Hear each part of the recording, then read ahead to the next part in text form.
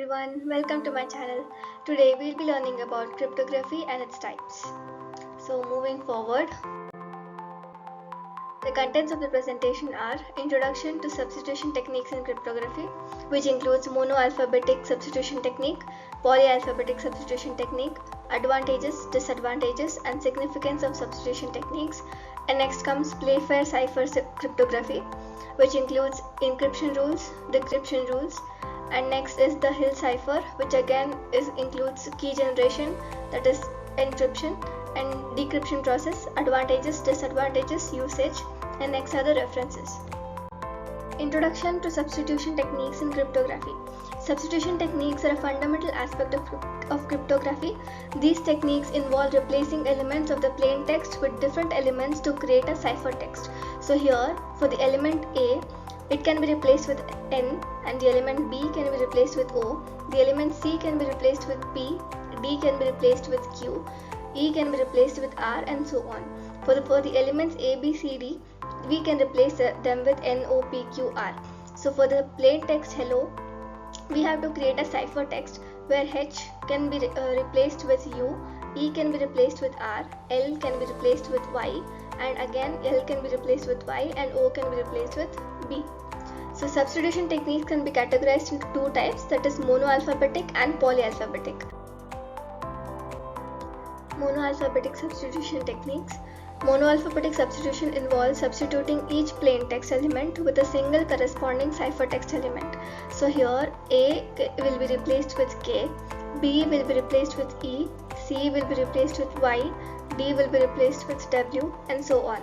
So for the plain text alkene D, A will be replaced with K, L will be replaced with G, K will be replaced with F, like as you can see here the K element will be replaced with F, and again comes I that will be replaced with B, and N will be replaced with I, D will be replaced with W, and again as we are getting the word I, it will be replaced with B.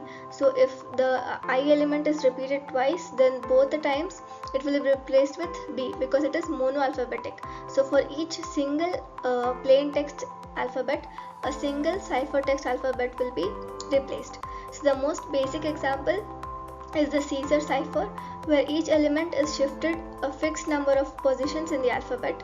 Another example is the @bash cipher, which replaces each letter with its counterpart in the reverse alphabet.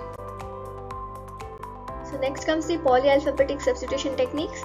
Polyalphabetic substitution involves using multiple sets of substitution alphabets. So here single plain text alphabet will be having multiple ciphertext elements.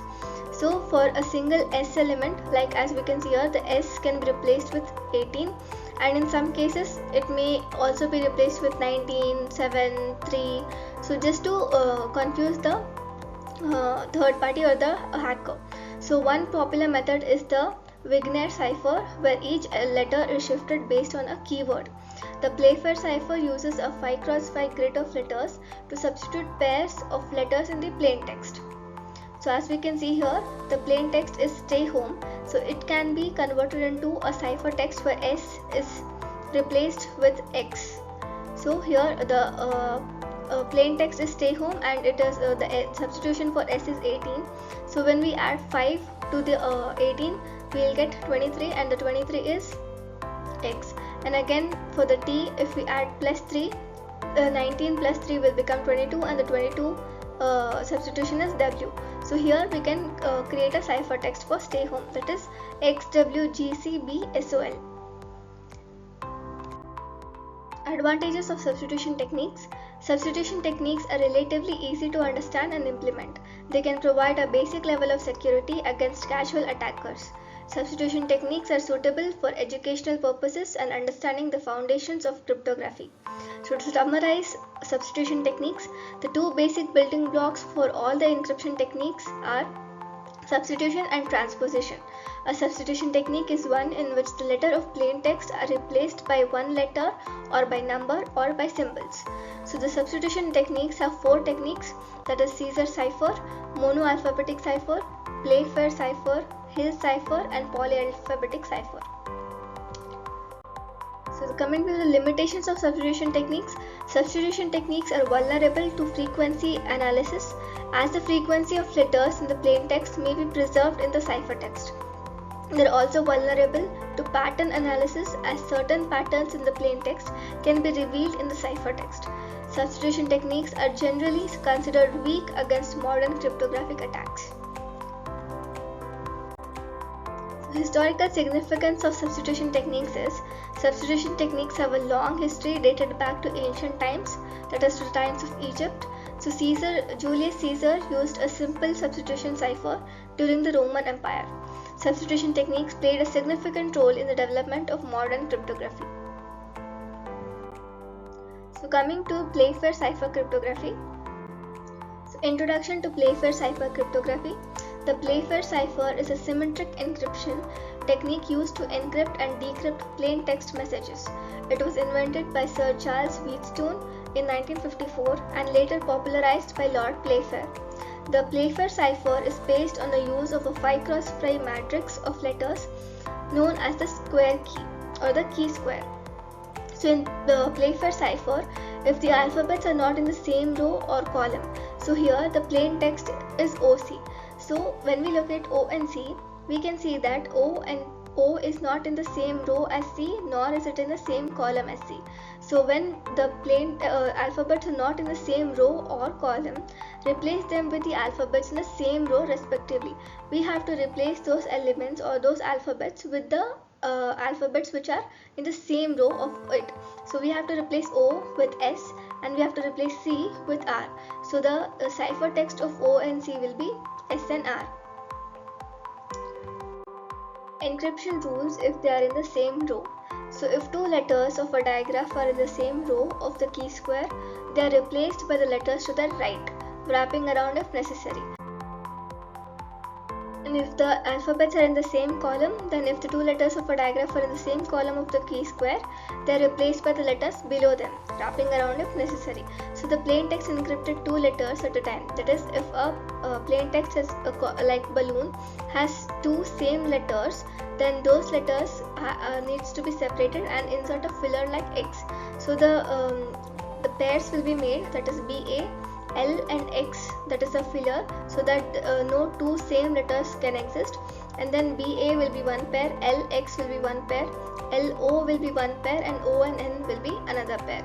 So if both letters fall in the same row, replace each with letter to the right. If it is in the same row, we have to replace each letter with the letter towards its right. And if both the letters fall in the same column, then we have to replace each letter with the letter that is below it. Encryption rules if there are different rows and different columns. So if the two letters of a digraph are in the different rows and columns of the key square, they are replaced by the letters that form a rectangle with the original letters. So for example, if the digraph is PB, the key square has ABCDE in the first row and FGHI in the second row, P would be replaced by F and B would be replaced by I. Next comes decryption process. The decryption process involves using the inverse operations of the encryption rules. So whatever rules we applied for the encryption, we have to inverse those rules to form the decryption. So the positions of the encrypted letters in the key square are determined. So the letters in each digraph are decrypted by applying the specific rules based on their positions. So the plain text, here is my private data, that will be encrypted with a key. That encrypted data will form a ciphertext. That ciphertext is not easy to decode or by the hacker. So by using only the key which we used to encrypt the data, the same key is used to decrypt the data as well. And once the decryption is done, again we'll be able to get the plain text. That is, here's my private data. Next, decryption rules, same row and same column if the alphabets are in the same row and same column. So decryption rules for the Playfair cipher are the same as the encryption rules. If the two letters of a digraph are in the same row or column, they are replaced by the letters to the left or above respectively. So that is, if in the same row, then they are replaced with the letters on their left. And if they are in the same column, then it will be replaced with the letters which are above. In encryption, if the letters were in the same row, then they will be replaced with the letters on the right. In decryption, if it is in the same row, then they will be replaced with the letters that are towards the left. And in encryption, if the letters are in the same column, then they will be replaced with the letters that are below it. And if in the decryption, the letters will be replaced with the letters that are above it. Advantages and disadvantages of Cipher, Playfair Cipher. Advantages are Playfair Cipher provides better security than simple substitution ciphers. The use of digraphs makes frequency analysis more challenging. The key square can be easily changed for different messages. Disadvantages of Playfair Cipher is Playfair Cipher is vulnerable to known plain text and chosen plain text attacks. The key square can be difficult to remember and transmit securely. The encryption process can be time consuming. Next comes the Hill Cipher. Introduction to Hill Cipher. The Hill Cipher is a symmetric encryption algorithm. It was developed by Lester S. Hill in 1929. The algorithm operates on blocks of plain text that transforms them into ciphertext. So it was developed by a mathematician, Lester Hill, in 1929, and the encryption algorithm takes m successive plain text and substitutes them for m ciphertexts. So next is key generation. The key matrix must be invertible. The key matrix should be randomly generated for security. The size of the key matrix is typically 2x2 or 3x3. Decryption process of a Hill cipher. The ciphertext is divided into blocks of size n. Each block is represented by a column vector. The size of the key matrix is multiplied with each column vector to recover the plain text. Advantages of Hill Cipher are Hill Cipher provides good security when the key matrix is large.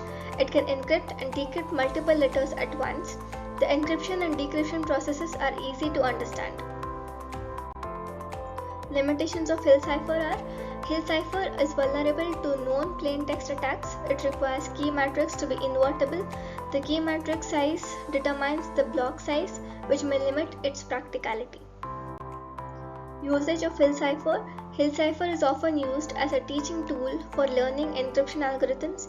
It can be used for secure communication in scenarios where the limitations are acceptable. Hill Cipher can be combined with other encryption techniques for improved security.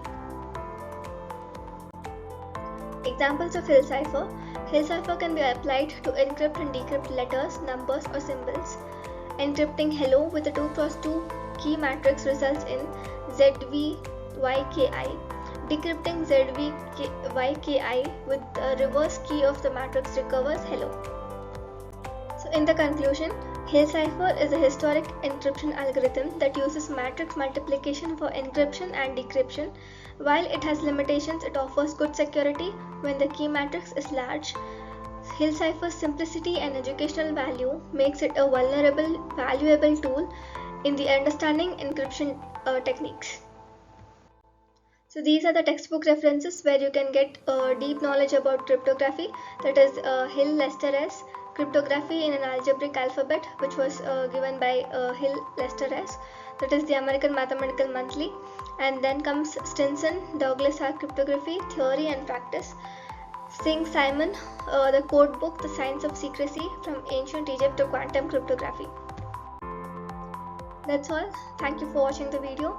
If you liked it, please do share, subscribe the channel.